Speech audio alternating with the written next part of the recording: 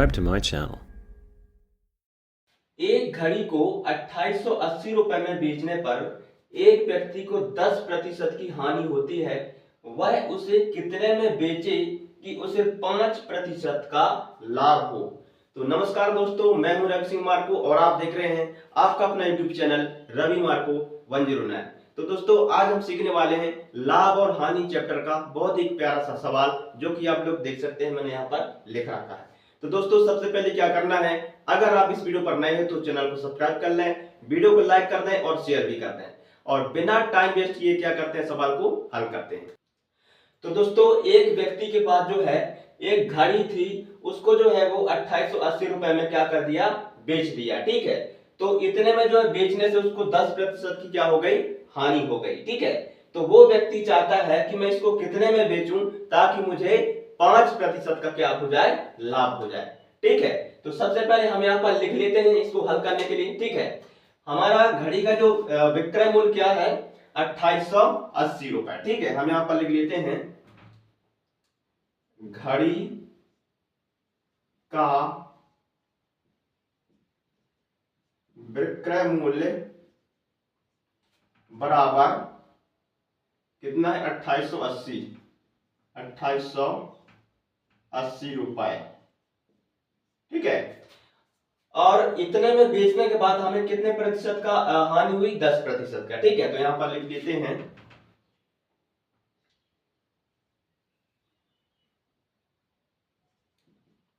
बेचने पर 10%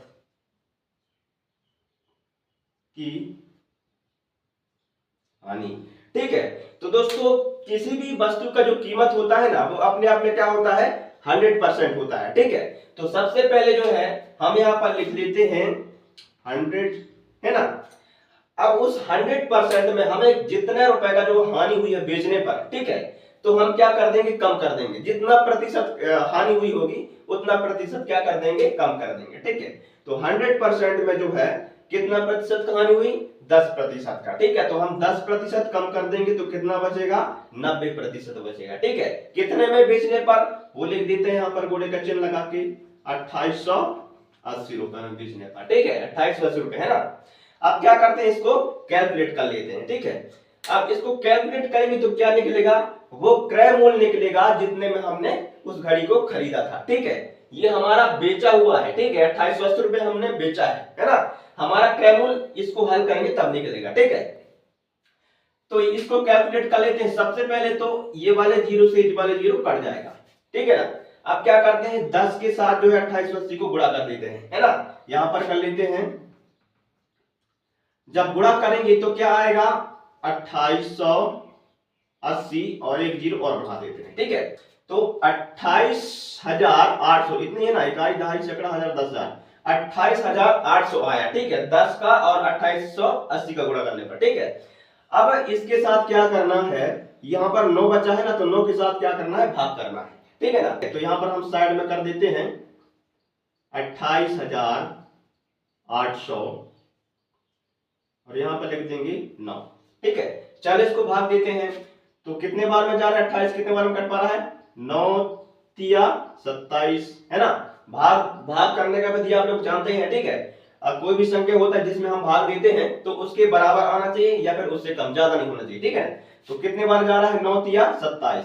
अब इनको घटाएंगे तो कितना बचेगा, 28 में 27 घटाएंगे तो 1 बचेगा। ठीक है ना।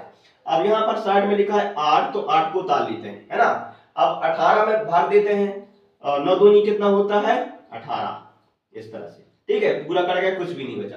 अब साइड में जो डबल जीरो बचे हैं, तो क्या करेंगे, हम यहाँ पर इनको उठाकर रख देंगे। ठीक है, तो ये निकल आया हमारा क्या, क्रय मूल्य। ठीक है, हम 32 रुपए में जो है क्या किए थे, घड़ी को खरीदे थे। ठीक है, तो 32 रुपए में हमारा घड़ी का खरीद था और हमने कितने में बेच दिया, 2880 रुपए में। ठीक है, तब जाके हमें 10% का क्या हो गया, नुकसान हो गया। ठीक है, तो अब हम चाहते हैं कि उस घड़ी को जो है कितने रुपए में बेचें जिससे हमें 5% का लाभ हो। ठीक है, तो हम चाहते हैं, तो हम यहां पर लिख लेते हैं इच्छित लाभ बराबर तो कोई भी वस्तु अपने आप में कितना परसेंट होता है, 100% होता है। ठीक है, तो हम यहाँ पर लिख देते हैं 100% इस तरह से। ठीक है, अब उस 100% में जो है हमें कितने प्रतिशत का लाभ कमाना है, 5% का। ठीक है, तो हम यहाँ पर लिख देते हैं 105, है ना। वो वस्तु क्या था, 100% था, उस 100% में हमें 5% का लाभ कमाना है ना, इसलिए हम यहाँ पर 105 लिख दिया है। ठीक है, कितने रुपए में कमाना है, अब हम यहाँ पर लिखेंगे 3200 रुपए, यहाँ पर लिखेंगे। ठीक है, 3200 रुपए। अब क्या करना है, इसको सिंपली इसको कैलकुलेशन कर लेना है। ठीक है, अब तक जो है हमने हमारा घड़ी का क्रय मूल्य क्या था, 3200 रुपए था, और उसको जो 3200 रुपए का जो हमारा घड़ी था उसको हमने 2880 रुपए में बेचकर 10% का नुकसान कर लिया। ठीक है, लेकिन अब हमें 5% का लाभ कमाना है। ठीक है, तो हमें कितने रुपए में बेचना है। ठीक है, तो हमारा ऑलरेडी क्या है, हमारा क्रय मूल्य 3200 रुपए। ठीक है, तो 3200 रुपए से ज्यादा में बेचना पड़ेगा, तभी तो हमें 5% का लाभ होगा। ठीक है, तो हमें कितना रुपए में बेचें ताकि हमें 5% का लाभ हो। ठीक है, तो चलो इसको कैलकुलेट कर लेते हैं। सबसे पहले 105 और 3200 में क्या कर लेते हैं, गुणा कर लेते हैं। ठीक है, तो यहां पर लिख लेते हैं 3200 गुणित 105। ठीक है, चलो करते हैं, 5 शून्य शून्य, 5 शून्य शून्य, 5 दूनी 10 का शून्य, 1 कैरी 5, ये 15, 1 16। ठीक है, इसका हो गया। अब शून्य से जो है गुणा करेंगे तो शून्य होगा। ठीक है, ये सब शून्य शून्य आएंगे। ठीक है, 1 2 3 4। हाँ, अब इसका हो गया, 1 का करेंगे, यहाँ पर क्रॉस मार देते हैं तो उतना ही आएगा, कोई फर्क नहीं पड़ेगा। ठीक है, इस तरह से। अब इसको जोड़ दो।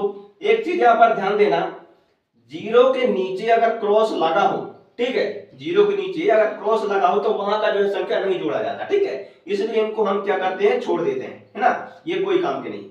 यहां से जो है क्रॉस नहीं लगा तो अब यहां से हम लिखना शुरू करेंगे। तो ये जीरो का यहाँ पर जीरो रहेगा। ठीक है, 6 और जीरो यहाँ पर 6 ही रहेगा, है ना, और 1 और 0 2 कितना होगा, 3 होगा। ठीक है ना, और यहाँ पर 3 है तो 3।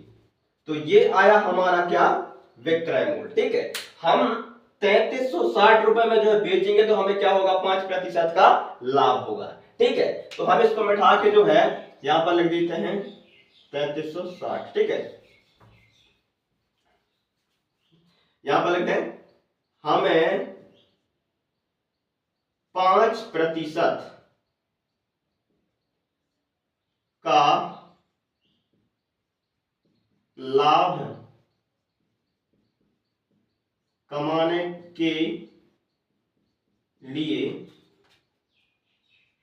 3360 रुपए में बेचना होगा। ठीक है, तो हमारा जो घड़ी का एक्चुअली में क्रय मूल्य था वो कितना था, 3200 रुपए था। ठीक है, और हमने बेच कितने में दिया, 2880 रुपए में। ठीक है, तब हमें क्या हो गया, 10% का हानि हो गया। ठीक है, लेकिन हमें 5% का लाभ कमाना था तो हमें कितने रुपए में बेचना था, तब हमें 5% का लाभ होता। ठीक है, तो यहाँ पर देख सकते हैं हमने यहाँ पर निकाल लिया है, 3360 रुपए में हम बेचते तब हमें 5% का लाभ होता। तो फ्रेंड्स, आशा करता हूं कि आप लोग समझ गए होंगे। समझ में ना आया हो तो क्या करना है, वीडियो को दोबारा से देखना है। ठीक है, दोबारा से देखना है, रिपीट कर करके देखना है, आराम से समझ में आएगा, है ना। तो फ्रेंड्स, आज के लिए बस इतना ही। मिलते हैं ऐसे ही वीडियो के साथ अगले वीडियो में, तब तक के लिए जय हिंद, जय भारत।